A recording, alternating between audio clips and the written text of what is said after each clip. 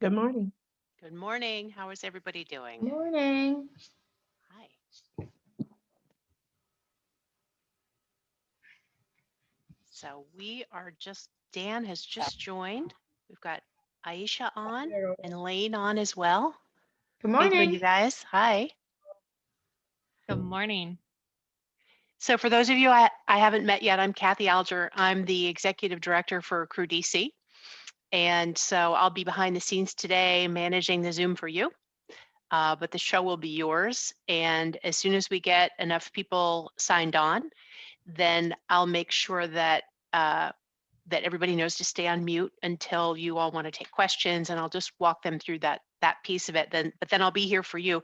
Do any of you have screens that you're going to want to be sharing with the panelists today? No?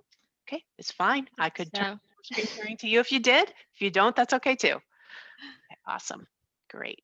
So I'm just keeping an eye on the waiting room while we wait. Morning, everybody. Hey, Dan. Morning. Hey, what's up, girl? How you doing? I'm fine. That's why I was looking. I was looking into your screen when I went in like this. Nice to see you. You too. Have you been? Pretty good, pretty good. Are you at the office? Yeah, I'm at the office today. Oh, wow. Terrific. Yeah. It's quiet here. I have 3 children at home. Yeah, gotcha. I'm sure your house is very busy then. Very busy. Very busy. Yes. So, hi, Kelly. I just introduced myself to our panelists and let them know I'm letting people in. So, Great. Awesome. Thank you. So I have the questions that, I'll just ask, but the first thing I'll ask the panelists to do to just introduce themselves once we feel like we have enough people. Kathy, do we typically wait like until 5 minutes after? I think you're still on mute. yep, I muted myself. We do definitely wait and just a few minutes, especially right at noontime. People are finishing up a meeting, taking a bio break, getting a glass of water, maybe a sandwich. So yeah, I think we give them just a couple minutes to get signed on here. Sure. Yes, I see a few more people. And I saw your emails about the mentor program for the students. Is that something that you want to talk about today? Sure. Yes, I'm happy to. I'll do Okay. that once you give me the sign that you want me to do. Do you want me to do that right as we're starting up then? Sure, if you could. Okay. Terrific. I'll Yeah. do it. I'm ready.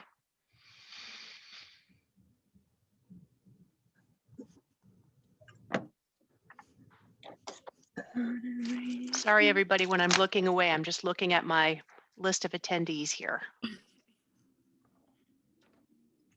I feel like we should have some music playing. Maybe I can play music while we're waiting. It's always so awkward when these get started. Yes.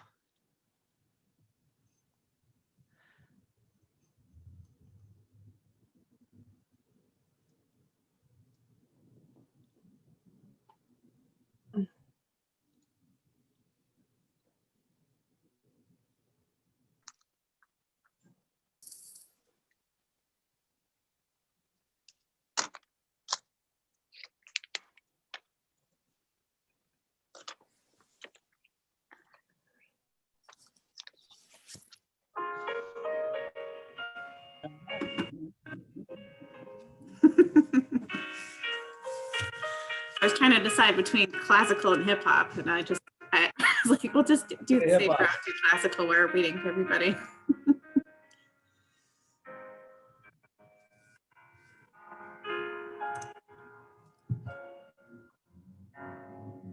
So if you've just joined us, we're just going to wait a few more minutes for people to log on, and then we'll get started. Yeah, my clock says it's just 12:02, so we'll give people another minute or two.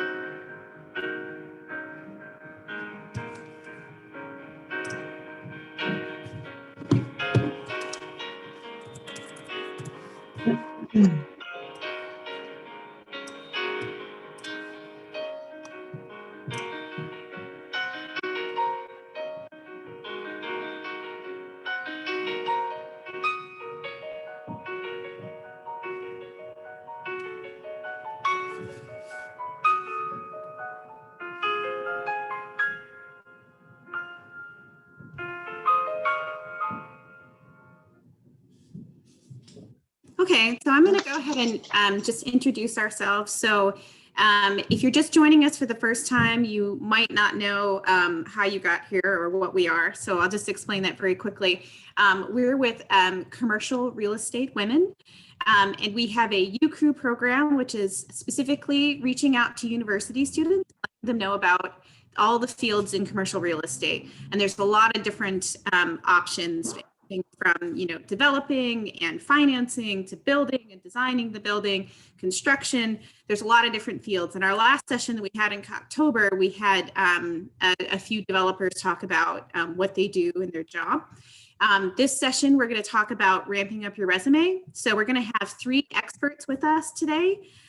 Lane Green, Aisha Adams, and Dan, and I had your last name here. Hold on just a minute. Dan Banner. Are going to join us today, and they're going to talk about basically what they look for when they review those resumes. As you guys have probably heard, people review hundreds, if not thousands of resumes, and they might be throwing a bunch in the pile, they might be sorting them. So we just want to talk about how to put your best foot forward and the things that you should be thinking about when you submit a resume and when you follow up. So I'm going to go ahead and let the speakers today just introduce themselves quickly, and then I'm going to start out with some questions. So Lane, if you could go first. Yeah, sure. Well, hello, everyone. I think we were saying good morning at the start of the call, but we're now officially good afternoon.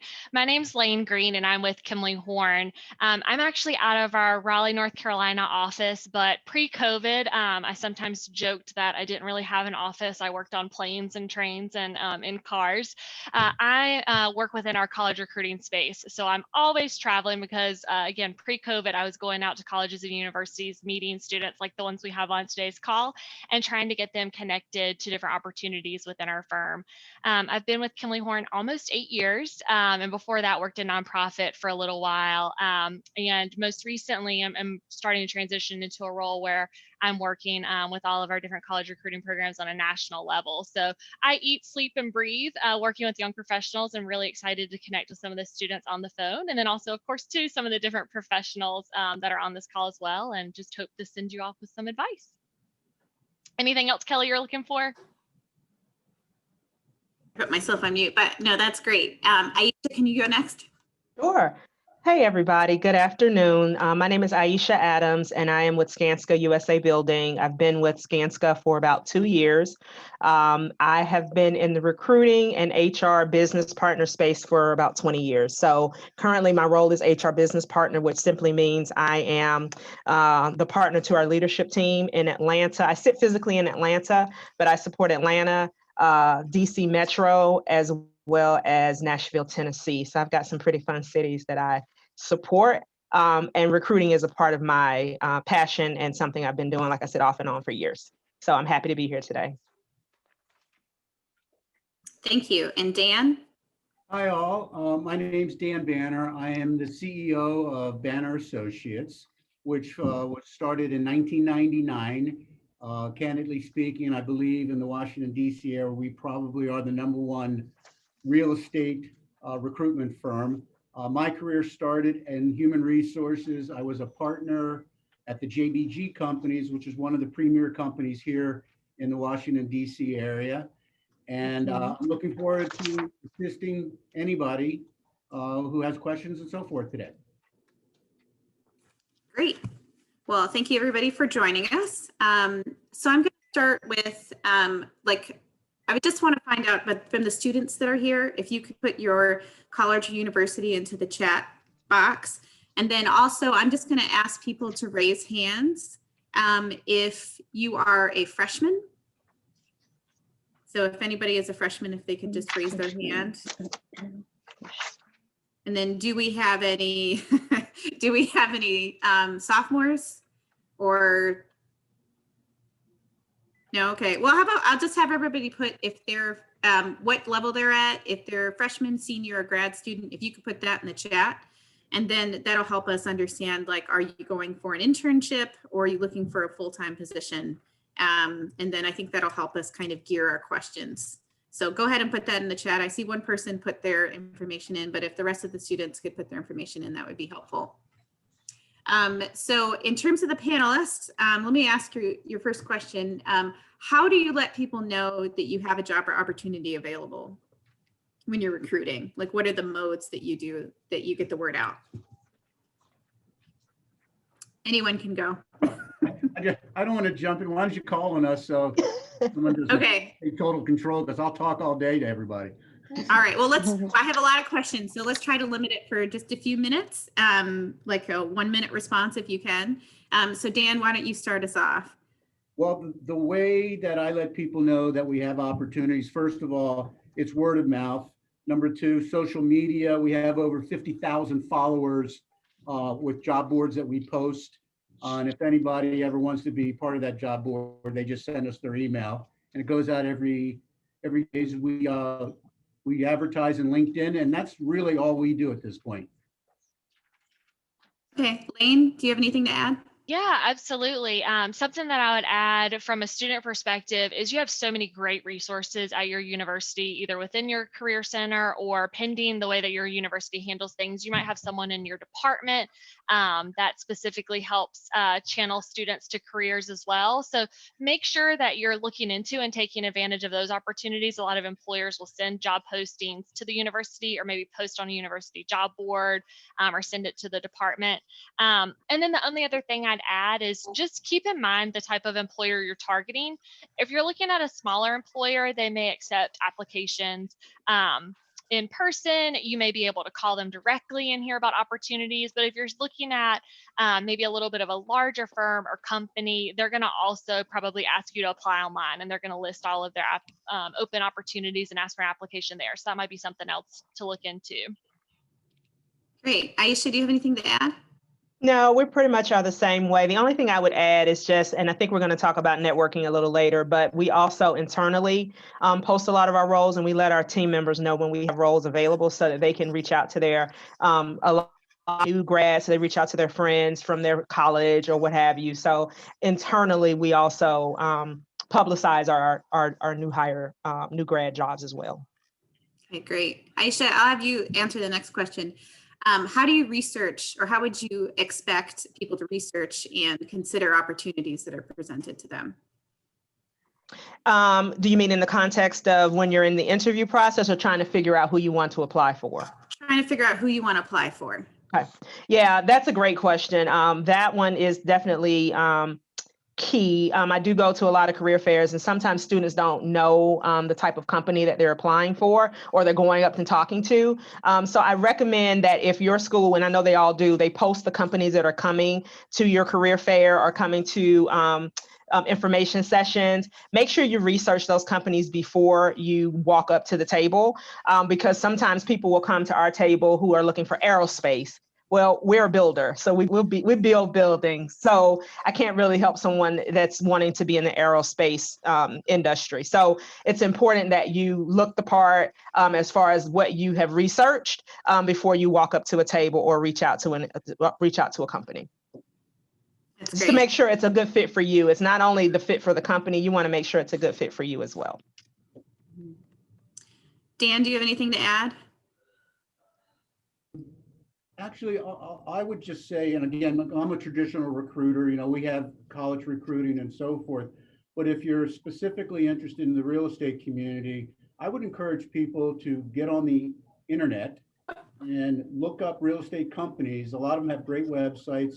And what you're really trying to focus on is trying to figure out the culture of the company and the opportunities. And the opportunities are obviously the jobs. The culture, you might be able to get a feel of culture just by reading their website, how they talk about their people or whatever it may be. That's about it. So Dan, you'd mentioned social media before. What social media platforms do you recommend that students join and follow companies on? I think For us, I think the number one recruitment tool for traditional recruiters has been LinkedIn. To post your resume on LinkedIn, and because what recruiters will do, they will go data mining. And so there's certain buzzwords that you probably want to use in your resume that might help the recruiter do that. There are all types of other social media platforms. I'm a huge fan of LinkedIn for people. That's where we find a lot of people for positions here, unless it's word of mouth or networking and all that type of stuff, which we'll talk about later. Okay. Does anybody have anything to add besides LinkedIn? Sure. I think it's also helpful too, going back to the question you had just asked Kelly about researching.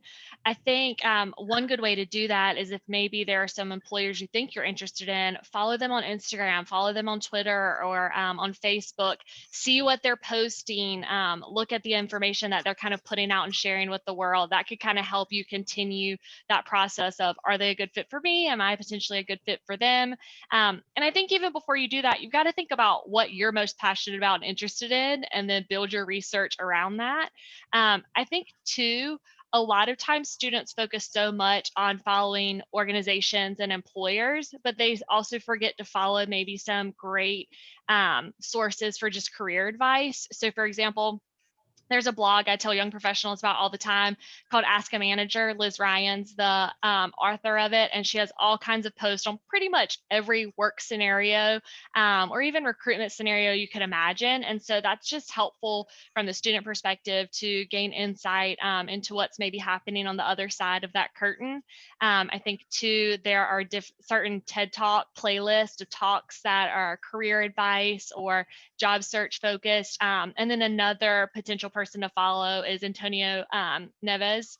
He also has some really good accounts and a great website that's got career advice. So those are a couple that I'd kind of thought of ahead of today.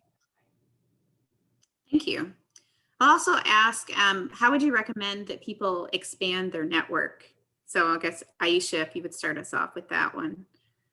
Yeah, I definitely think if you're in college, definitely talking with your professors, that's like one of the first things in your career center. But find out from your professor what relationships they have, because I get tons of resumes from instructors that are referring out their students. So definitely start there, work with your career center. And then any professional organizations that you're a member of, I recommend that you are active in those professional groups, because they have usually a networking arm attached to it as well. You're going to find in this day and age, I will tell you, the majority of the folks that we hire come through some type of networking. Either they've kept in touch with other classmates from school, their instructor, or they've come to some type of industry event or something of that nature, and they've met someone. So a lot of what you're going to find out here is through your connection. So definitely be brushing up on your networking skills. Don't be shy out there. Thank you. And then I would like each of you to mention what percentage of hires that you have that are just cold calls, like people who just submitted a resume, versus had some sort of networking advantage. So Dan, if you could start us up with that. Again, coming from a traditional recruiter's perspective, and then putting on my HR hat, very, very, very rarely would I be hiring people an unsolicited resume, by the way. It's very, very rare, because in the recruitment world, you're really not even looking at resumes unless you're actually, I'll look at resumes if I post the jobs and so forth. But to leapfrog back on the networking concept, the number one way to find a job is networking, meeting people. Don't be afraid to ask for help. People are always afraid to ask for help, but the people that you ask for help are flattered that you're asking them. So ask for help and build up a strong network on LinkedIn. If you build, all college individuals have the time. You can go into LinkedIn. If you friend somebody in LinkedIn per se, and then you find out who their friends are, you can actually contact them and tell them who you are. And then if they become friends, they might be able to help you. But very, very rarely an unsolicited resume in my world is looked at. Does it, Lane or Aisha, do you guys have anything to add? Yeah, sure. I can jump in. I think it helps to remember what networking is. It doesn't necessarily have to be just going out and building new relationships. All of you, everyone has a network, the people you already know, whether they are in the field or in the industry that you're looking to break into or not. So asking people that they know, asking if they have connections is another way just to build off of the network that you've got in place. And going back to Dan's comment, I would say that it's very rare that we hire anyone at Kimley Horn that we haven't had some sort of connection to, but it's not necessarily networking in terms of someone. A lot of it's that we've had an opportunity to meet you. We hire at the greatest level at a college level. And so this year we'll probably hire about 600 college grads and 400 interns. And so that's kind of the heartbeat of our firm is hiring college students. And in turn, we engage in different career events all over the country all year round. We either are attending events or hosting them ourselves. And so networking doesn't just have to mean that students have gotten in touch with us because they knew someone, but more so that they were action oriented and took advantage of an opportunity to come out and meet us. So with that in mind, I don't necessarily know that I have a statistic to say for cold calling versus networking, but I'd certainly say that it expedites someone in our process if they have networked or met us one way or another, whether it's through someone at Kimley Horn or just showing up to a Kimley Horn event at their local university. Yeah, and the last thing I'll add is I think you'll find a theme from what we're saying today in that not one thing is going to work. It's a combination of all of these things that you kind of have to implore. Same thing, I don't have a number, but I will say it's a high likelihood that most of the new grads that I hire are because either another new grad that's a high potential employee has brought them to our to the forefront through referrals and things of that nature. But I also recommend, to Dan's point, those touch points on LinkedIn are important as well, because you just never know. One day, if I'm looking at your you send me a quick note in LinkedIn, that might be the day that I'm looking for a project engineer, and I open up your link, and then there you go. So definitely kind of take everything that we're saying and mix it together for the right recipe for you. Great. So now that we talked about researching jobs, One thing. go ahead, Dan. Unsolicited resumes. In the world of direct marketing, because that's really what this is, if you consider you're sending a resume unsolicited and you hope you get a response. In the world of direct marketing, unsolicited marketing pieces, less than 1% actually get a hit. So I just bring that up because it's a really focus, like the others have said, in different ways of getting to clients or companies other than just sending unsolicited resumes. That's all. Thank you. So I was just going to say we're going to talk about resumes next. So how important is formatting on resumes? And anybody who wants to take that one, go ahead, jump in. I'll start because I'm a stickler for that. Everybody may not be, but if you run into an old school head like me that's been recruiting for over 20 years, formatting is important, and especially in my space, because I'm in the construction space. For me, it's attention to detail. And as a project engineer at my company, I need to make sure that you can pay attention to detail. So formatting is very important for a resume. Making sure, I just literally had a mock interview session with some students last week, and there were letters missing. Just little small things that I personally pay attention to. Some recruiters may not, but it's better to be safe than sorry and make sure that your resume is properly formatted and there are no grammatical errors in the resume. Aisha and I bonded on this previously because we're both sticklers, and it's kind of similar. The majority of the engineers we're hiring at Kimley Horn, we're hiring to be design engineers. And so if you don't naturally see that your bullets aren't aligned, it doesn't really give us a strong sense of confidence that you're going to be able to look at a plan set and see what's not necessarily right.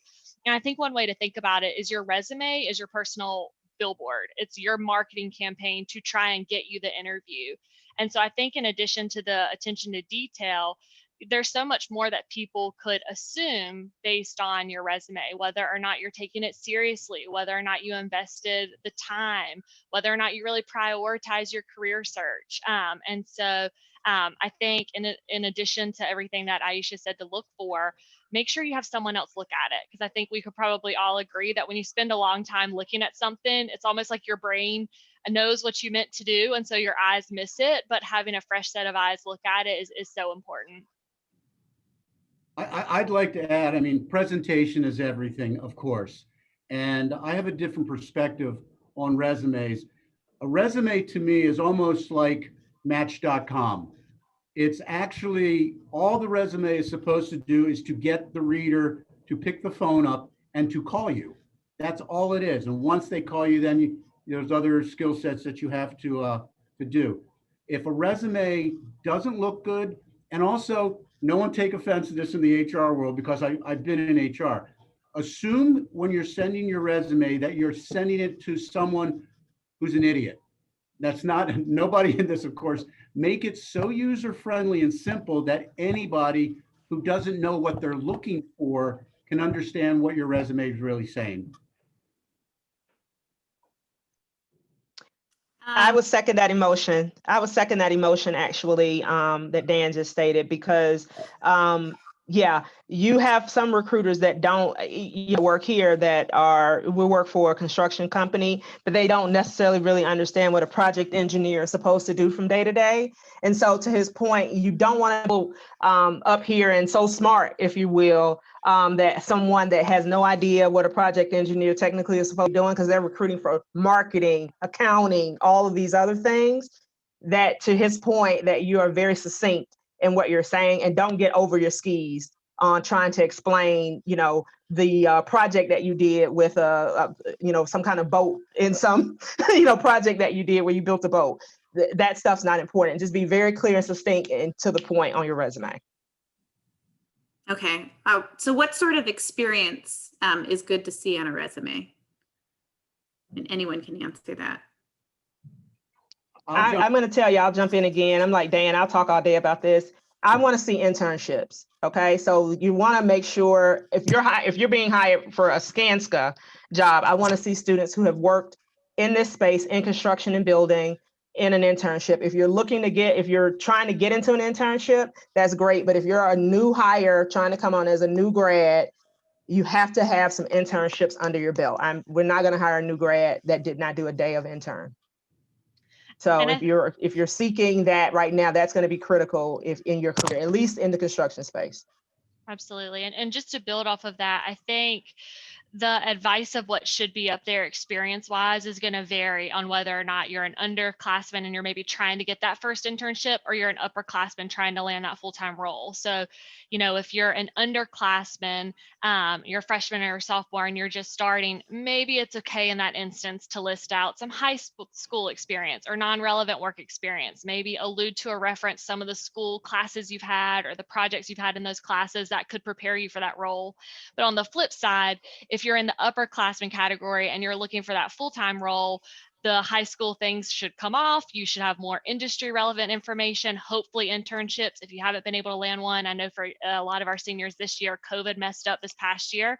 So maybe you expand on your capstone as an experience example, or something like that. And so I think in terms of the experience, you've got to sell yourself, but just know that the sell may look a little different if you're an underclassman versus an upperclassman and what folks are going to be looking for.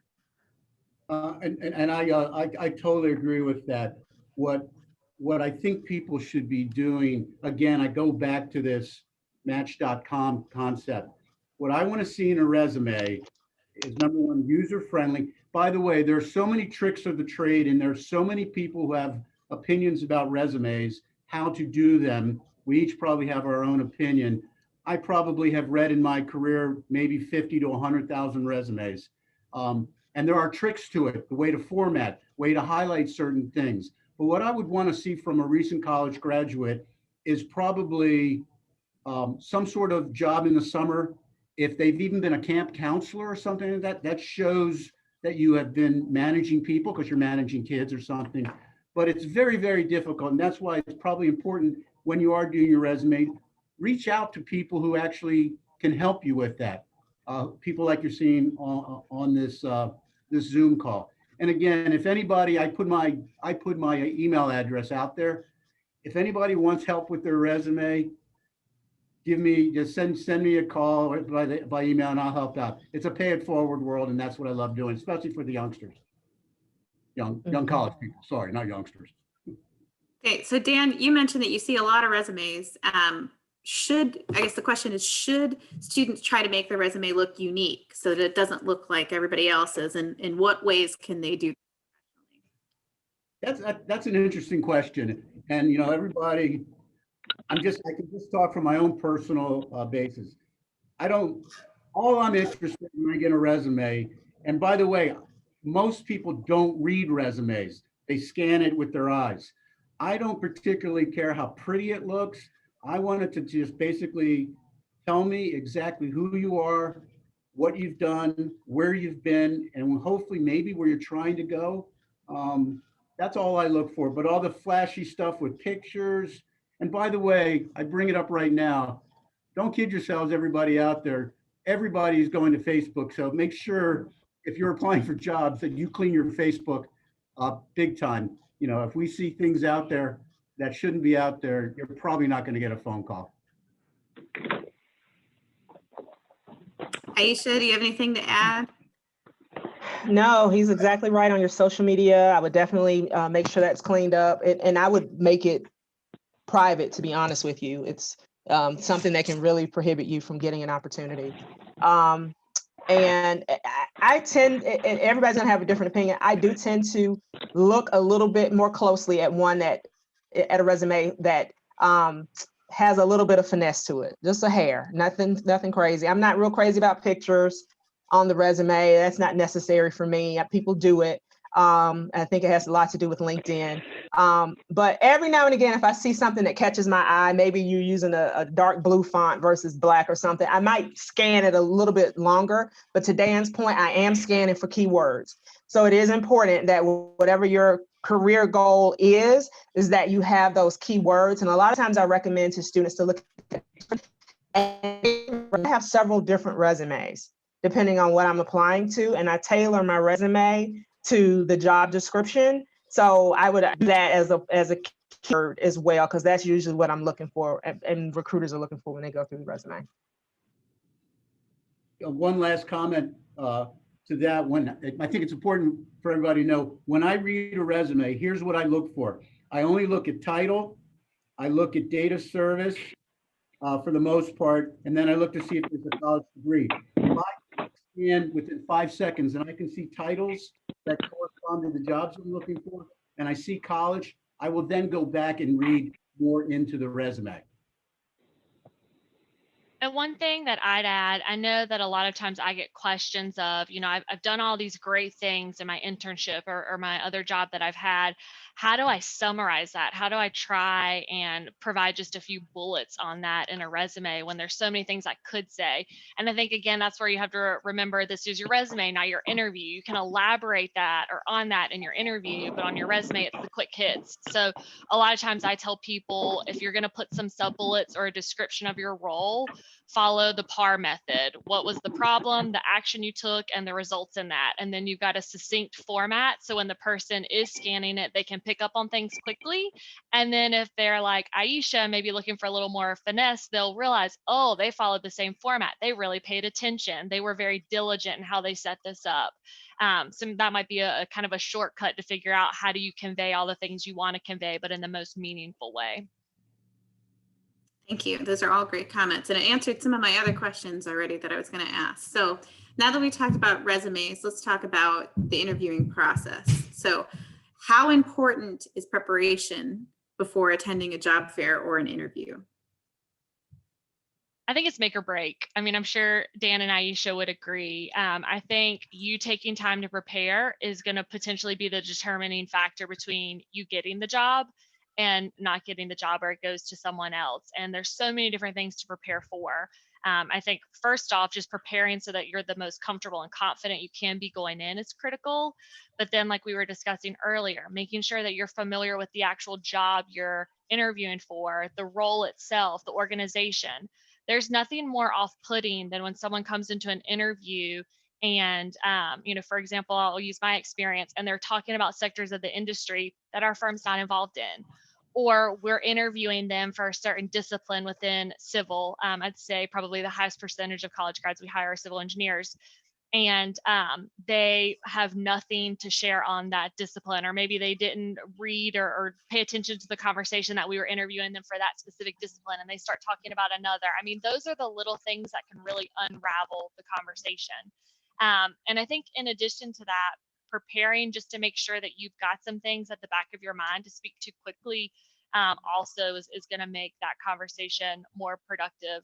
But I think we could probably talk for an hour on just like ways to prepare, because it is so critical. Yeah, I would agree with Lane. I would definitely research types of interview questions. Usually a company is going to use something called the STAR method: situation, task, action, result. And so as you're thinking through answering your interview questions, always kind of put it in that format, because you're always trying to solve a problem. And we're looking to see if you have ever handled a situation like this in the past, whether that be in your jobs up to this point, in your internships, or in your college classes. A lot of times with new grads, I'll say, hey, tell me about something that they're struggling for an answer. Be thinking about things that you did and problems that you solved in your classwork, or in a club that you were in. Use those as examples if you don't have a lot of experience under your belt. And the other thing is again, prepping to understand that company. And don't just go to the website, because we're always looking for you to spout off the website. I'm looking for you to have gone to social media and saw something that we've done maybe out in the community or something like. I'm not looking for you to spout off the site.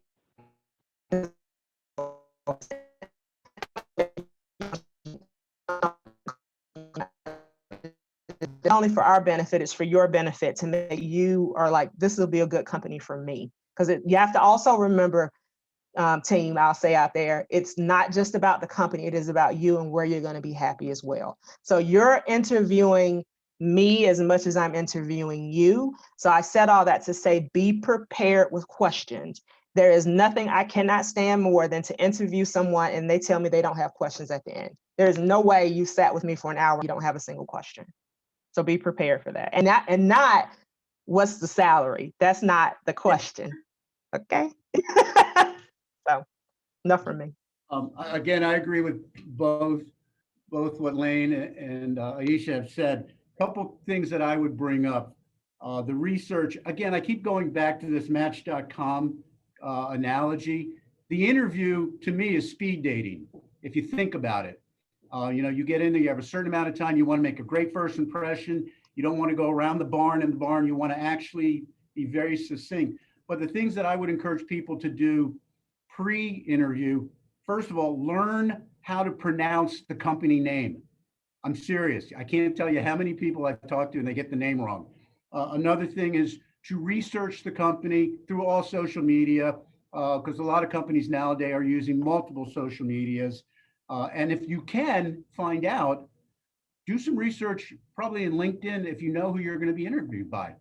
And to Isha's point, you are not going there just to be interviewed. You're going there to interview whoever and whomever you're meeting, because the most important pieces of any company that you're going to join in your career is going to be, does this company have a good culture? And when I say that, is the company respectful to one another? Doesn't mean you have to be best friends. And does the company offer you opportunity? And when I say opportunity, I don't mean become the CEO tomorrow.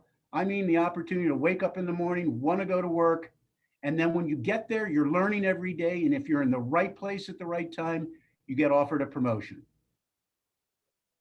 Thank you for that, Dan. We get Kimberly Horn all the time, and it's always like, ah, come on. Well, try to work for Skanska, okay? That's actually how it's pronounced. Okay, you got me beat. You got me beat. Over here, yeah, in the States, we say Skanska, but it's Skanska. Well, thank you. Try to work for 100 companies at a time, guys. Come on. So my next question is how important is dressing professionally when you go to these interviews? I mean, I can jump in again. I think it's important, but I would just caveat with that doesn't mean that you have to go buy a new wardrobe if you don't necessarily have certain pieces that you need to stress about that so much so it interferes with your ability to sit down and have a conversation. I think, do the best you can to present yourself as best you can. I think there's also a lot of resources to take advantage of. There's nonprofits that lend out professional clothing. Some career centers have a career center closet that you can borrow professional clothing from. But I think if you are interviewing somewhere that is a professional entity, you're going to want to put your best foot forward and make sure that you're ready to present yourself professionally. The caveat to that is you've got to know who you're interviewing with. For example, in our world, we're looking to see people who are dressed professionally, as professionally is defined. So typically suits, dresses, and things that would maybe be a little bit of a higher elevated dress. But if you're interviewing at maybe a construction entity that's maybe a little bit more relaxed, then maybe you don't want to go in a 3-piece suit. So I think you have to just kind of know who you're interviewing with and look for points along the way. I know that for all of the students we interview, we send them information ahead of the interview with recommendations, things to be aware of. And one of the things that we'll provide in there is that we would recommend you dress professionally. So the employer you're interviewing with might give you some details on that as well. Yeah, I would just second that emotion. I would not spend a ton of money. I would get one dark suit, a gray suit or something of that nature for women, maybe a couple of little shells to go underneath. If you get more than one interview, you can just switch out the shell, wear the same suit. It's not that big of a deal. It's just important that you don't you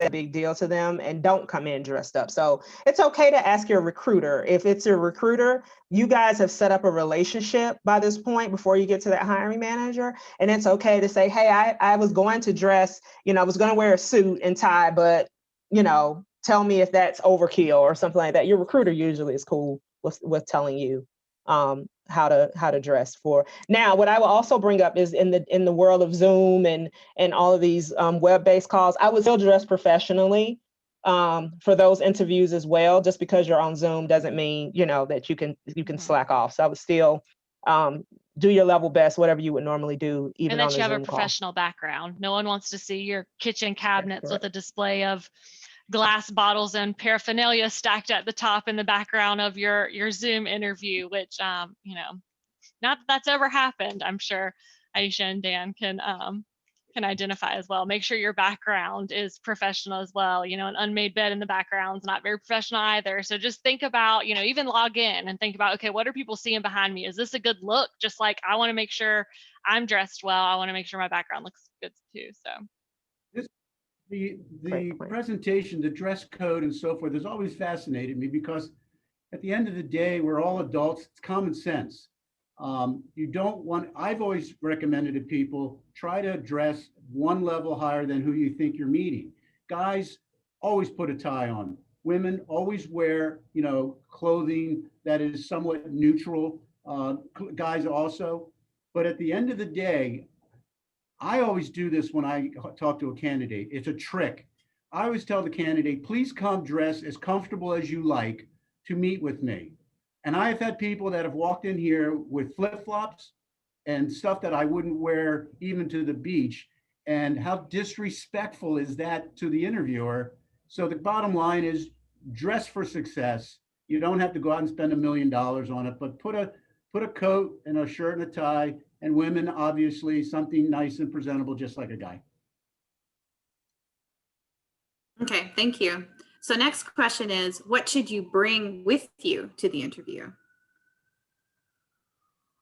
I mean, I think copies of your resume in case someone didn't get a chance to print it or you've maybe made updates. And then this one always surprises me when someone walks in and they don't have something to take notes with. You don't necessarily have to have a super nice leather portfolio or petfolio, but just even if it's a notebook, I want to see that just like I'm getting to know you and taking notes, like the point that Aisha made, that you're getting to know us, you're taking notes, and that you're really capitalizing on the experience. Hopefully, if you're interviewing somewhere in person, you'll also maybe be able to like get something to drink or something like that. If not, bring a bottle of water or some type of drink with you. I think a lot of times in these nervous settings, you get a case of the dry mouth. And so I think that's another practice that can sometimes help you if you're in an interview and all of a sudden you're realizing that you're so thirsty and you can't even concentrate. You've got that there for yourself. Aisha, do you have anything to add? No, it's the exact same thing. I'm a stickler for a notepad of some sort. And already having your questions, to the point that we made earlier, having your questions jotted down in that notepad so you're prepared. But other than that, yeah, a bottle of water is awesome. Usually they'll offer you something, but with COVID going on, they probably won't. But just always be prepared. And this is something that's, I'm going to call it old school, but nobody else on here may agree with me. But I learned something years and years ago for the ladies. I do not bring a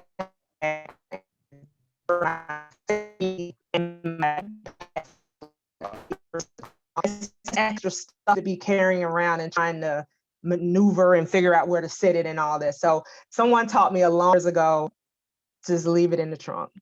So that's my little thing, and it keeps you from having something that you're also trying to manage through. And you don't need a phone because you're in this interview. What if this phone rings? That's another thing. You want to be careful of that kind of stuff. To echo what Aisha just said, I can't add anything else other than don't bring your phone. Put it in your pocket, turn it off. Because if I hear a vibrate or I hear that phone ring, I've had people actually answer their phones in front of me and in front of CEOs. I've lost an account by that one time, by the way. That's guys and women, everybody, don't let that phone ever be a distraction in an interview.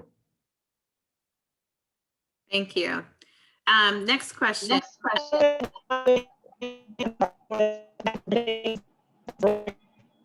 Is Aisha going out? Yeah, Aisha, I'm having a hard time hearing you. Can you say Can you hear me? now? Yeah. I apologize. I was going to say, in terms of bringing things to the interview, if you do have, depending on what you're applying for, if you have work to display, projects you've completed, or things of that nature, that's acceptable to bring to show your work off. So it's just another little tidbit. Great point. Sure. And Lane, you mentioned earlier that if you sent a list of expectations, I think your company usually sends things to bring certain things with you. Yeah. So kind of similar to Aisha, like our firm, we also recruit landscape architects and planners, and most of those individuals prepare a portfolio, similar for like project examples. So anything that you are instructed to bring, double check. And I think it's always a great practice right before your interview, look back through the information that the recruiter or the hiring manager, whoever you've been in contact with, asked you to bring, just to make sure you've got everything you might need. Great. So the next question is, and some people mentioned this already, but how is it different in a virtual environment, the interview process?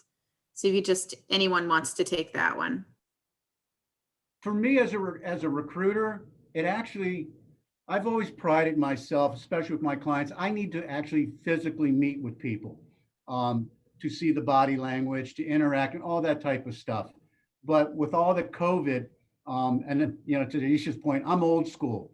I'm not really that technically advanced, but but now that we're doing just what we're doing right now, I get to meet more people, and I think it's just really important that you act as if you're in the same room with the person in a virtual interview. Yeah, and I would just say this is, again, preparation. So make sure that you log on a little earlier to make sure you don't have any sound issues or that your video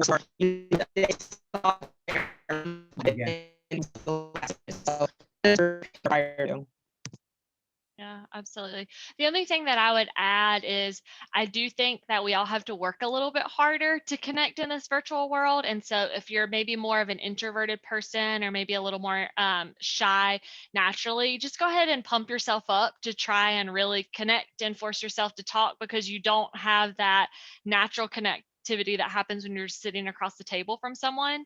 And similarly, I think too, it's good to just practice if you haven't done a lot of these calls, looking at the camera, not necessarily looking at the screen, and just getting comfortable. And so if you haven't had a lot of opportunities, get one of your friends or a family member to set up a Zoom call and practice talking with them and get them to give you feedback of, okay, you're swirling in your chair a lot, or you're looking at the screen, you're not looking at the camera, things like that, just to help you prepare.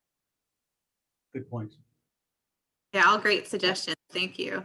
So next is, what should students be asking to get to know the company?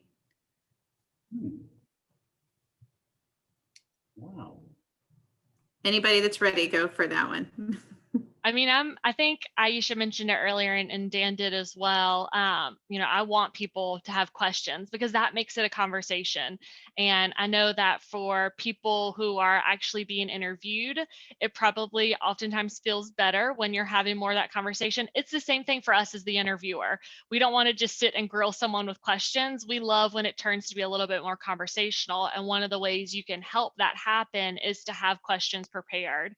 And making sure that those questions are meaningful and tied back to the organization you're interviewing with, whether that's doing some research on their website and finding things that sparked your curiosity that you want to ask more about, or trying to make a personal connection. What's your favorite part?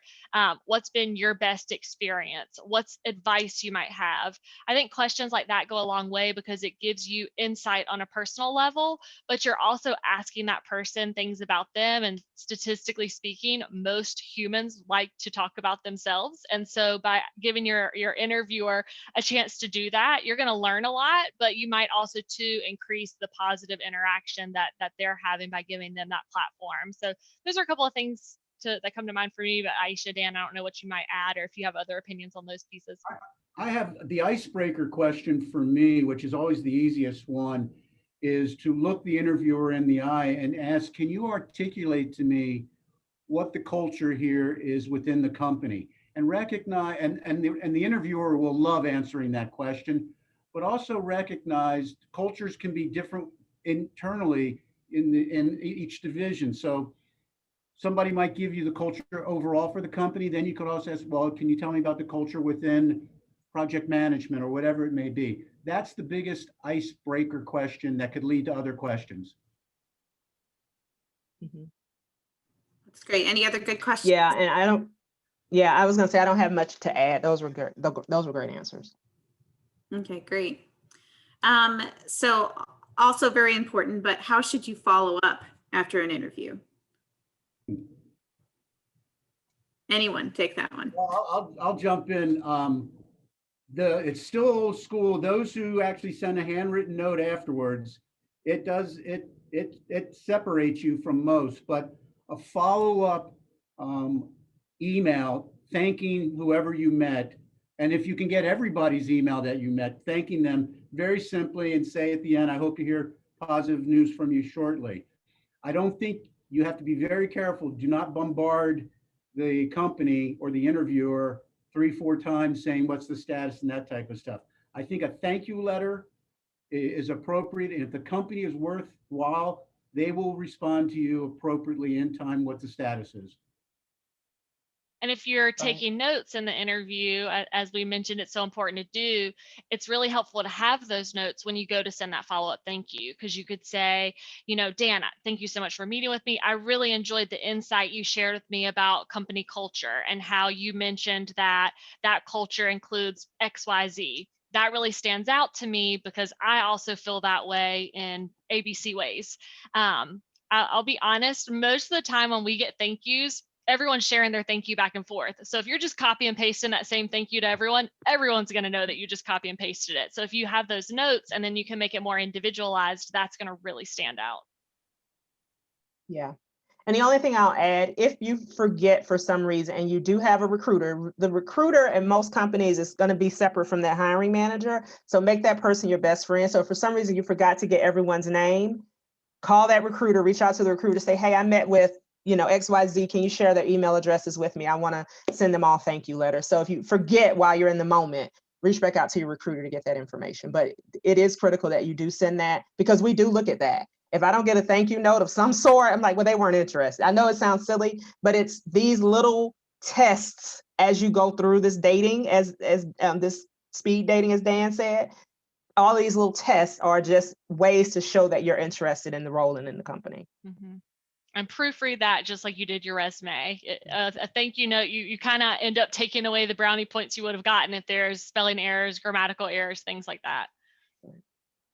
Yeah, I actually used to have a spreadsheet after I'd go to job fairs and I'd check the box and be like, did they send a thank you note? Did they call me after, and just check the box. It's good to do.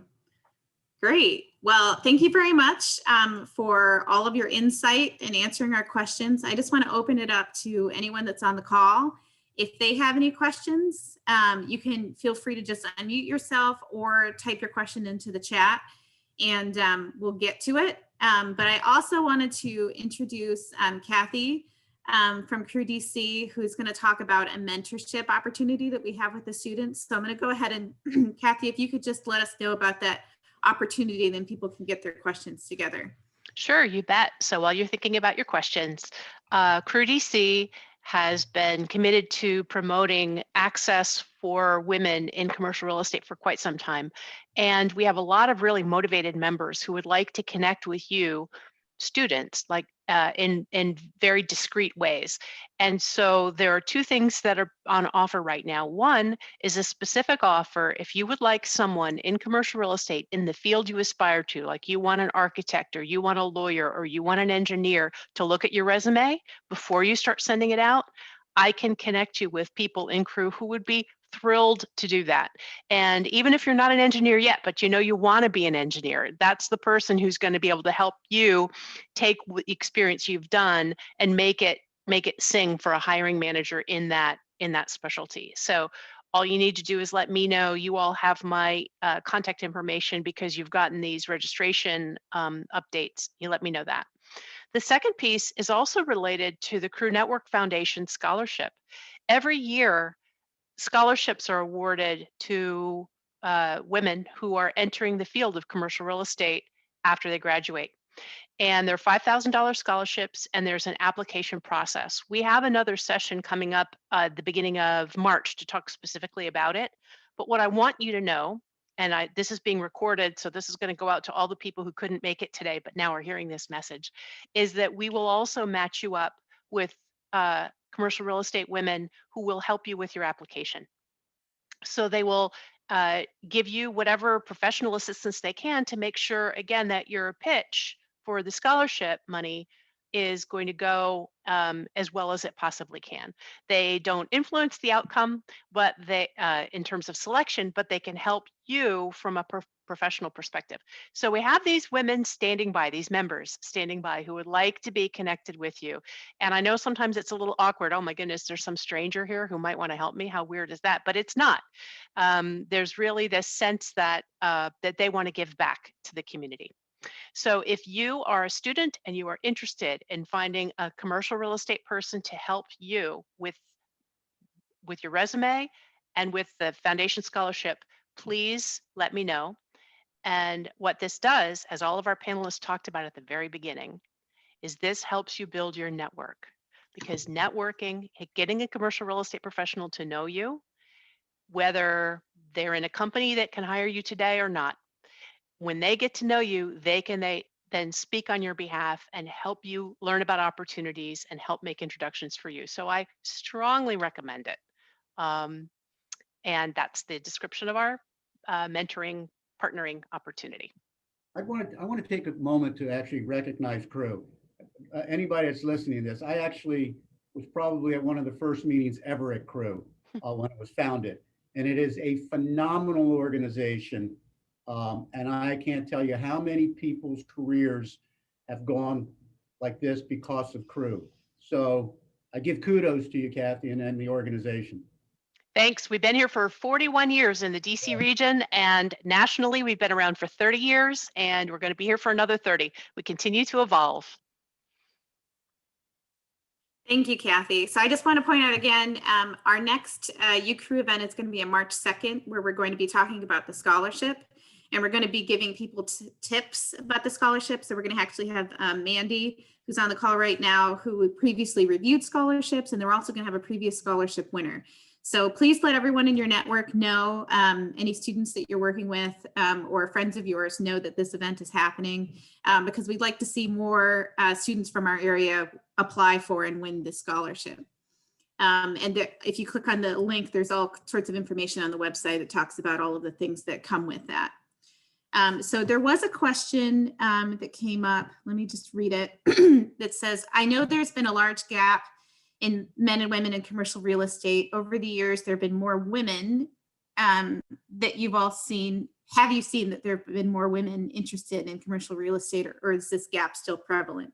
So if any of the, Aisha, Lane, or Dan, if any of you guys want to take that one, since you guys are seeing, a lot of resumes and seeing a lot of applications, I'm curious how you feel about that.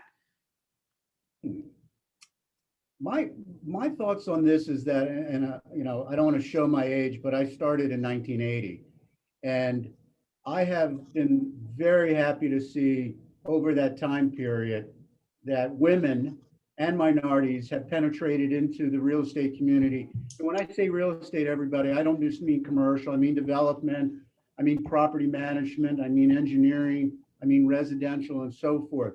Unfortunately, I still see their work needs to be done at the very higher levels. I'm pleasantly surprised and happy to say that we really do have clients that are trying their best and make it clear that they want to be hiring minorities, women, and so forth in more important jobs.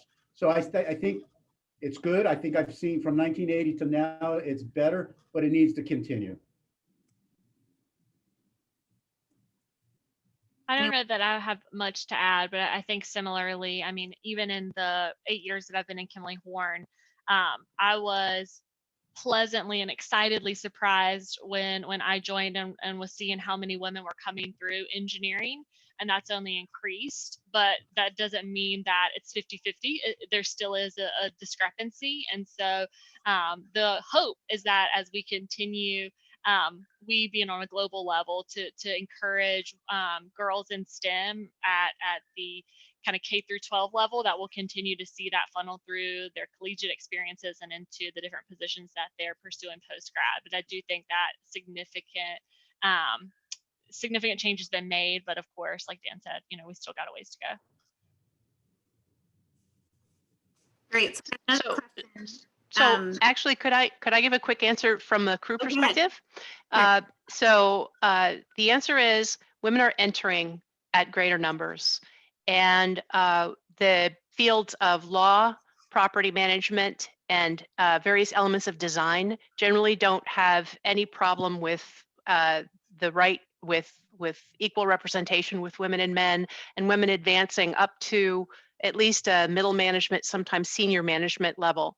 Dan's exactly right. Women at the executive level are still far behind men in commercial real estate, and women are underrepresented in any of still in some of the more technical engineering fields, and they're underrepresented in development, and they're underrepresented in brokerage. So development and brokerage are oftentimes deal-making positions. And so seeing more women be supported through the process of not just managing projects, but really creating the project through the development process, not just managing a property, but figuring out a way to lease that building and to do the tenant and the landlord deals in that building. That's really where we still have a lot of room that we could be seeing improvements. And if you're interested in any of that, let me know, because I can help you. Great. Now, I see that we're beyond time, but I want to keep answering questions. So if you have to go to another engagement, we totally understand. But we got another great question that said, is there a bad question to ask other than salary that you should never ask? Let me jump in on that first, because I don't want people to think that salary is a bad question. I alluded to something like that. I was talking about in that first interview, that shouldn't be the only question. Salary is very important. But typically when you've talked to your recruiter, they've put you in a bucket to get you into that hiring manager's face because you're in the bracket from the salary standpoint. Typically, they will ask you what kind of salary range you're looking for, or they will even kind of tell you what the range is and when you talk to the recruiter. So when you get to that hiring manager, that shouldn't be the only thing that you're thinking of at that point. There is a time for that conversation once you guys engage in the next conversation around salary. You also can do your research on the front end. So if you're, for instance, looking for a project engineer role, you can go to salary.com. There's tons of websites you can go to see kind of where that range is for your area. That's also key for the area that you're looking to move in. If you're looking to move from Atlanta to DC, you want to look at what a project engineer makes in DC, but also don't price yourself out of the market either. So you got to do your research on your own. So I just don't want people to walk away thinking they shouldn't talk about salary, because you most definitely should. And you should not, even as a young new grad, be afraid to ask for what you want. Once you've done your research, don't be afraid. Don't just take it for the sake of taking it and it's not quite what you want. Okay, so just prepare yourself on the front end.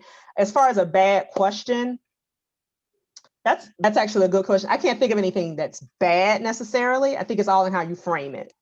Exactly. Yeah, that's exactly what I was going to say. There's not necessarily bad questions. There's just bad ways of asking questions. And it might not even necessarily be that you're trying to speak to something negatively, but maybe the way you ask the question conveys something negative. So for example, generationally speaking, a lot of the students that we speak with in this day and age, they want to understand what work-life balance is going to look like, or my preferred verbiage, integration. And you have some students that just ask what that looks like. And then you might have some students that say, well, I just want to make sure I have time outside of work to do the things that I like and enjoy. And so, what is that going to look like? Like, what time could I expect to be off? How many hours am I going to be working in a week?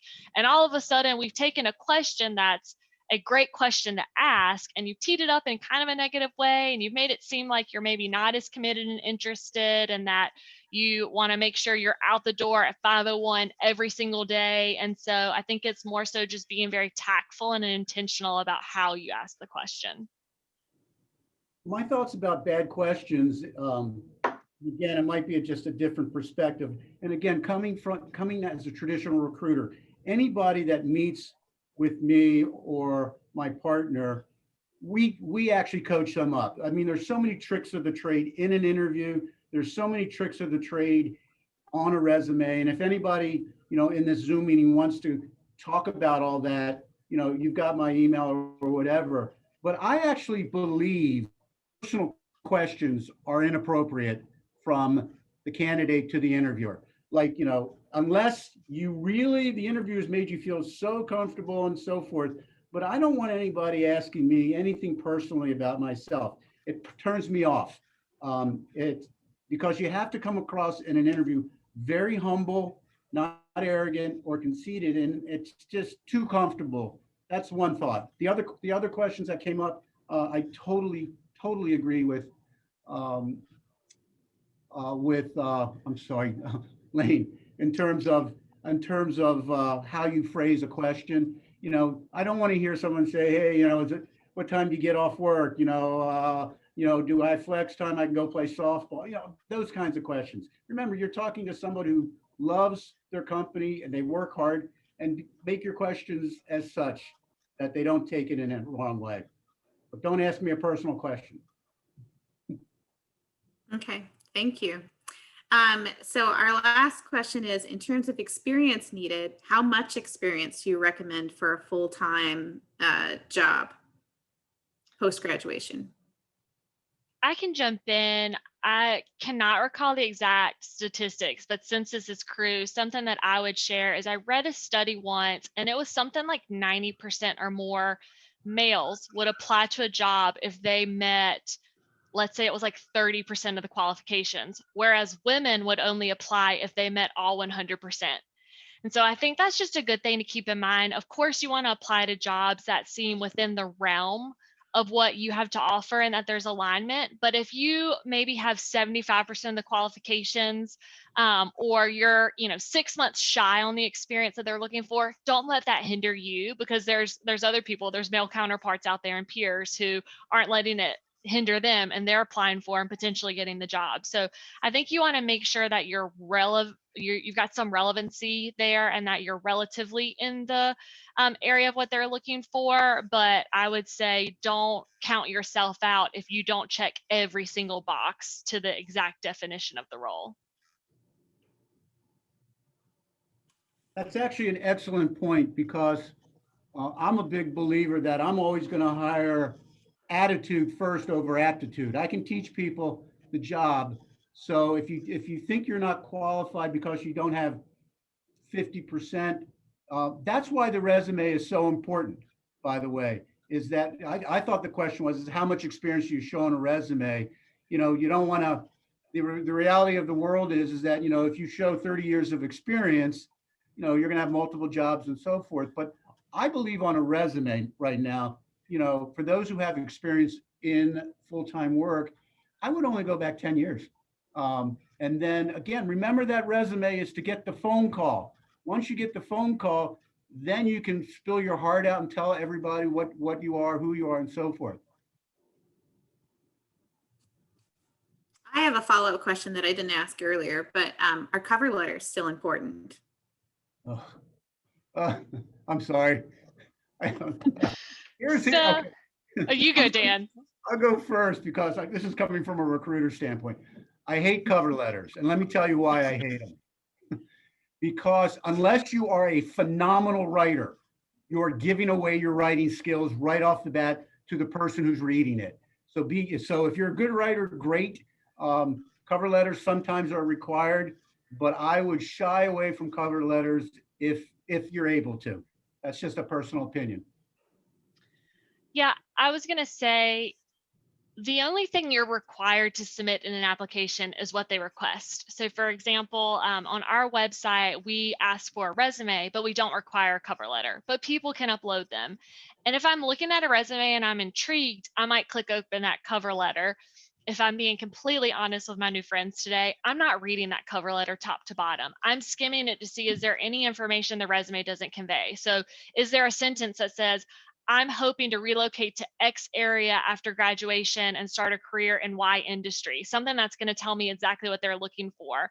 That's the type of information I might scan and pull, but I'd say I'm only going to actually open that cover letter if the resume intrigues me enough, or there's something in the resume that's not giving me what I need, and I pop open the cover letter just to see if it fills in the blanks. But again, it's not something that I'm going from the dear so-and-so all the way to the signature in great detail. Yeah, to Lane's point, when I look at a cover letter, I'm looking to find something wrong with it. I'm trying to figure out if there's a good writer. Are they grammatically correct? Is there a typo? Those types of things. That's the only way.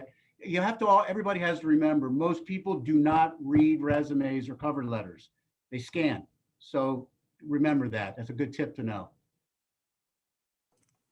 Great. Well, thank you, everyone. We're about 11 minutes over, so I want to let everybody go. But I just want to thank everybody for coming today. I think we put information in the chat. If you need it, I put the link to the next session in March if you want to click on that. And just thank you, everybody, for coming. We have recorded the message for people who have come from universities. We'll send that link out later, right, Kathy? And then you can share that with students that weren't able to attend today. Thank you for having me. I really enjoyed it. And again, kudos to CREW. Thanks for giving us your time. We appreciate it. Thank you Thanks, so Kelly. much. Thanks, everybody. Bye, y'all. Bye-bye.